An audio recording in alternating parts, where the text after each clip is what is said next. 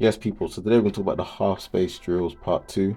This one is going to be broken down to three categories as we start to talk about the technical aspects. So my previous video, part one, I spoke about the mental attributes of being able to play in a half space, which is not taught.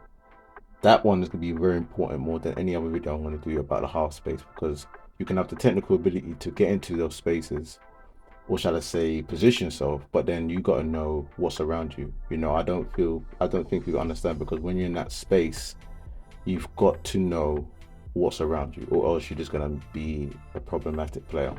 Now, there's three types of players that go into half spaces. Number one, there's a set and goal. That's usually for strikers. AA Erling Haaland does that very well with Kevin De Bruyne, who only plays in the 10 role. That's how they beat Arsenal, really. Number two, you've got the passer, the person who get into that position to play those through balls, or that runner, should I say, to get it beyond the fullbacks. Someone like, the wingers, someone like Granit Xhaka. Uh, Gundogan is very good in that role as well. And number three, you've got the dribbler. Now, with the dribbler, I don't feel that there's any other player that I can mention other than two, that are, superb in this position in terms of dribbling. And that is obviously Messi and there's Neymar. And I feel that the 19, 20-year-old Neymar, before he went to Barcelona at Santos, he was the most electrifying player to ever play in a half space.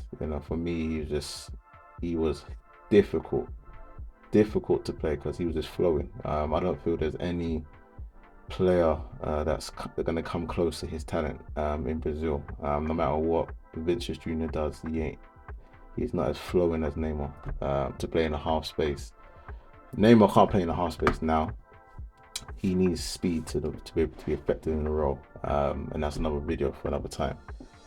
So the first drill that you're going to learn is known as the Jack Wilshere one. Now with this one, you want to bounce off the wall, as you can see, or any wall pad that you guys have, and let it run across your shoulder. Jack Wilshere was the king of this drill. He will bounce it. If the ball comes, he just knows the weight of the pass and knows how far the defender is, and he just let it run across his body.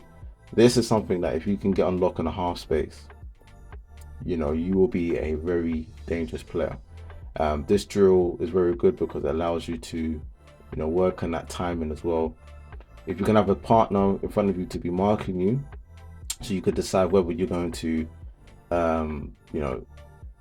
touch and then shift it again, or you gotta, let it come across your body. It's all about timing. So I feel, you can do it by yourself, but you get better results if you could do it with a teammate. Number two, this is when now it starts to come into the dribble aspect. Now this is very important because you would need a switch on app to tell you, what direction to go, whether it's the left or the right. And I don't really like too much drills when you see 8 or 9 cones, because it's not translatable unless you're trying to work on, control and fine control. But if you're trying to translate that into a game situation, you're not going to be able to do that. This drill allows you to work on change of pace. So once you receive the ball, beat the guy, the first cone, you want to kind of go at a 60 to 80%. But as soon as you get near it, you want to just shift the gears. Again, Neymar was great at doing this, and Hazard was a problem running into the half space and just shifting gears. So this one really is about change of pace. I love this one because you got to be able to know how to change pace when you're going through the half space. There's no point dribbling at the same speed. You got to know when to go at a pace where it looked like the defender can catch you, and you just hit on gear 3.